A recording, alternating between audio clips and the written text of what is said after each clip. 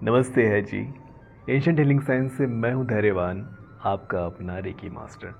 दोस्तों, आप में से बहुत लोग बहुत अच्छे हीलर बन चुके हैं, बहुत अच्छी हीलिंग प्रैक्टिस कर रहे हैं और पुराने हीलर हैं, बहुत समय से प्रैक्टिस कर रहे हैं।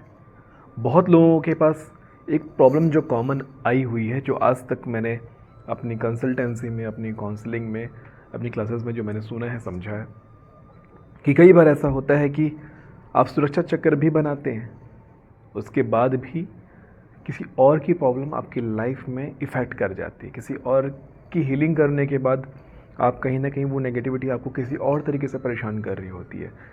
आपकी तबीयत ख़राब हो सकती है, मन अशांत हो सकता है, गृह कलेश हो सकता है, फाइनेंशियल प्रॉब्लम, बहुत सारी चीज़ें ऐसी हो सकती है, हुई है लोगों को, जो परेशान कर देती है कि बीइंग अ हीलर मैं इतने अच्छे से काम कर रही हूँ, इतने अच्छे से काम कर रहा हूँ, दूसरों की इतनी हेल्प करने के बाद भी मेरे साथ ऐसा क्यों हो रहा है, जबकि मैंने सुरक्षा चक्र भी प्रॉपरली बनाया था।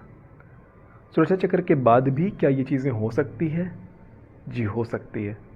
क्या होता है समझना, आपके घर की जो दीवार होती है उसकी मजबूती चाहे कितनी भी हो, बाहर से आने वाली ताकत, बाहर से आने वाली जो नेगेटिविटी या बाहर से आने वाली जो भी ठोस पदार्थ है, अगर उसकी मजबूती ज़्यादा हो गई और मल्टीपल टाइम अगर उस पर उसने धावा दिया, ठोकर लगाई, तो कभी ना कभी दीवार क्रैक हो जाती है और वो चीज़ें अंदर प्रवेश कर जाती हैं। दूसरा, आप कितने ज़्यादा उस टाइम स्थिरता बनाए रखें।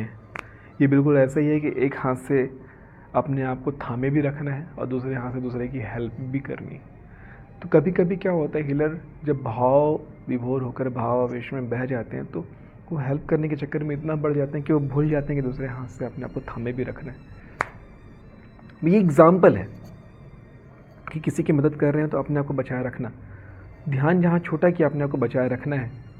या कभी कभी ऐसा भी होता है कि बहुत लंबे समय से हीलिंग करते करते एक शब्द इस्तेमाल करूँगा जो कि इस्तेमाल नहीं करना चाहिए, वो ओवर कॉन्फिडेंस। कॉन्फिडेंस इतना बढ़ जाता है कि हाँ ये तो हम कर लेंगे। अब प्रॉब्लम कभी कभी लोगों की छोटी भी दिखती है, तो प्रॉब्लम छोटी नहीं होती, प्रॉब्लम छोटी या बड़ी नहीं होती, सिम्टम्स छोटे या बड़े होते हैं। और सिम्टम छोटे या बड़े होने की वजह से कभी कभी हीलर समझ नहीं पाते और वो यूं ही रिलैक्स होकर हीलिंग कर बैठते हैं। तो बहुत सारे कारण हो सकते हैं इसके, लेकिन हम कारणों को साइड करते हैं। ऐसा होने पर क्या करना चाहिए?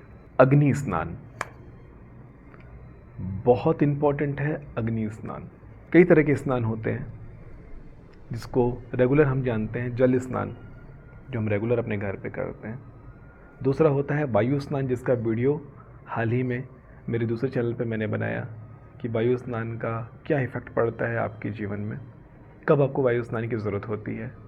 मेरा दूसरा चैनल मयंक धैर्यवान हैप्पी वाला हीलर, जिसमें मैं साइकोलॉजी, रिलेशनशिप, बिहेवियर साइकोलॉजी के बारे में बताता हूँ, लाइफ के बारे में सिखाता हूँ, आपकी डेली लाइफ में आम लोगों के लिए कैसा प्रॉब्लम आते हैं, उसमें कैसे सॉल्यूशन होते हैं, उस पर मैं बात करता हूँ। और एंशिएंट हीलिंग साइंस जो ये चैनल है, इसमें हम हीलर्स को सिखाते हैं कि हीलर्स कैसे अपने दैनिक दिनचर्या में आने वाली प्रॉब्लम्स को फेस करते हैं।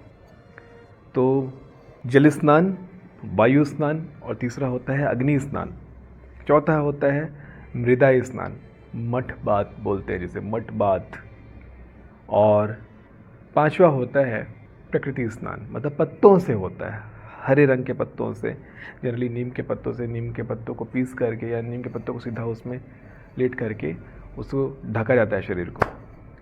तो ये पांचवा वाला तो बहुत कम होता है, लेकिन ये जो चार है ये सबसे ज़्यादा होते हैं। पंचकर्म क्रिया होती है तो मठ बात बिल्कुल होता है, मुल्तानी मिट्टी या काली मिट्टी के अंदर क्लाइंट को, पेशेंट को लिटाया जाता है और वो पूरा ढका जाता है और उससे ही क्लीन किया जाता है। आपकी जो प्रॉब्लम है इसके लिए सबसे ज़्यादा ज़रूरी है अग्नि स्नान। पुराने समय में जो हीलर्स होते थे, जो स्पिरिचुअल हीलर्स होते थे, वो तकरीबन हर रोज़ या हर कुछ दिनों में यज्ञ हवन किया करते थे, तो अग्नि स्नान उनका हो जाता था। अब अग्नि स्नान का मतलब ये नहीं कि अग्नि के अंदर घुस जाए, नहीं, अग्नि के पास बैठना, एक जलती हुई, प्रज्वलित होती हुई जो अग्नि होती है उसके पास जब आप जाते हैं तो आपके ऑरा में जितनी भी डस्ट है, नेगेटिविटी की बात नहीं कर रहा हूँ, नेगेटिविटी आप क्लीन कर लेते हो, जितना भी डस्ट है उसको वो क्लीन कर लेता है। अग्नि के संपर्क में जाते ही आपके ऑरा में पड़े हुए डस्ट क्लीन हो जाते हैं। तो अग्नि के आसपास हमारे स्पेशली हिंदू संस्कृति में अग्नि के आसपास इस तरह से फेरा करने के लिए हमेशा कहा जाता है कि 3 बार परिक्रमा कीजिए। परिक्रमा करने के और भी कई फ़ायदे हैं, साइकोलॉजिकल कुछ फ़ायदे हैं, जो ब्रेन हार्मोन से रिलेटेड कुछ फ़ायदे हैं, जिस पर एक बहुत अच्छा वीडियो बना है मेरे दूसरे चैनल पे, वो आप देख लीजिएगा। तो इस तरह से अग्नि स्नान होता है यज्ञ हवन कुंड के आसपास। दूसरा, यज्ञ हवन कुंड में अग्नि को और ज़्यादा पवित्र बनाई जाती है। उसमें घी, लोभान और भी अच्छी अच्छी चीज़ों को डाल करके, प्राकृतिक चीज़ों को डाल करके, जो उसकी शक्ति को और बढ़ा देता है।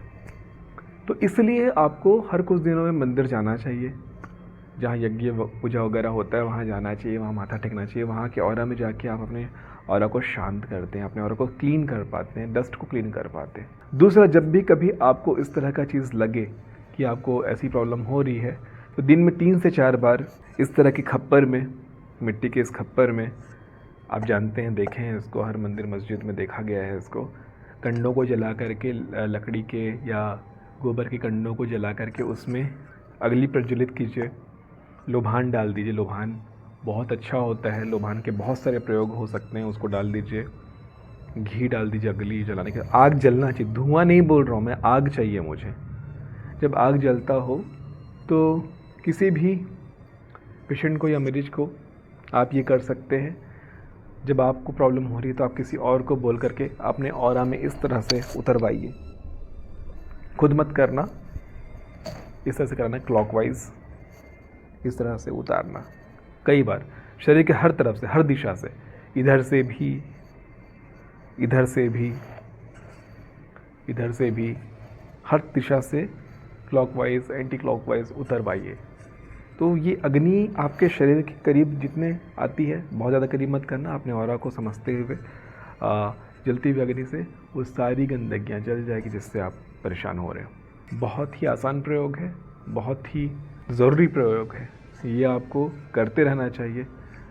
मैं बहुत समय पहले जब आदियोगी गया हुआ था साउथ में, कोयम्बटूर, तो वहाँ मैंने देखा था कि वहाँ बहुत सारी बीमारियों का इलाज सिर्फ अग्नि स्नान से ही कराते हैं, ठीक कर देते हैं। बहुत सारी बीमारियों का इलाज दिन में 4 बार, 5 बार, 6 बार इस चीज़ की प्रक्रिया दोहराई जाती है और कई सारी बीमारियाँ इससे ही ठीक हो जाती है। तो वहाँ सदगुरु का ये संस्थान है, कभी आप लोगों को मौका मिले तो ज़रूर जाइए। वहाँ आदियोगी की बहुत बड़ी भव्य मूर्ति है। मुद्दा ये है कि ये प्रॉब्लम क्यों आता है। इंसान हो, हीलर हो, आप ऐसी चीज़ों में इंटरफेयर कर रहे हो जो कि मदर नेचर के द्वारा दी गई है, उनके कर्मास के द्वारा दी गई है पेशेंट को, मरीज को। आप उसमें इंटरफेयर कर रहे हो तो कुछ कुछ गड़बड़ आपके साथ हो सकता है। इसलिए सावधान रहना बहुत ज़रूरी है, पवित्र रहना बहुत ज़रूरी है। पवित्रता के लिए कम से कम हफ्ते में 1 या 2 बार, 3 बार मंदिरों में जाकर माथा ज़रूर टेकिए, मस्जिदों में जाकर माथा ज़रूर टेकिए। जो भी आप हैं, मंदिर, मस्जिद, गिरजाघर, जिस धर्म से भी बिलोंग करते हैं, परमात्मा के दरवाजे पर जाके माथा ज़रूर टेकिए।